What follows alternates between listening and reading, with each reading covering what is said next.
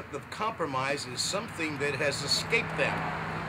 You know, compromise is really giving up a part of your position in favor of someone else's and learning to work together and find common ground.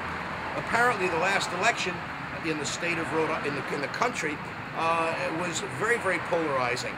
The Tea Party people ran on certain things. They ran on no more spending, no more taxes, and all this stuff that they promised their constituents. And for them to compromise that would be very detrimental to their re-election chances. And I'm sure next election, their constituents will be watching that.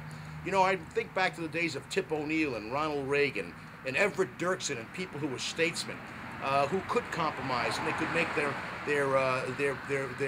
fellow senator or representative feel good about it, feeling that they'd accomplished something. You know, we're supposed to be going through a recovery in the state of Rhode Island now. Think about it. Because of what's going on in Washington, we have all kinds of services that aren't going to be delivered to our constituents. We're in jeopardy of the country losing its bond rating and going into default. There's only a few things you can be sure of in life: death, taxes, and the fact that a government check would clear. What we're faced with now, because there's no compromise in Washington, is for some of these things, such as a government check not being able to be issued to pay bonds off because there's not enough money in the Treasury. So that would be just send a devastating effect around the world, around certainly to our trading partners and people who loan us money.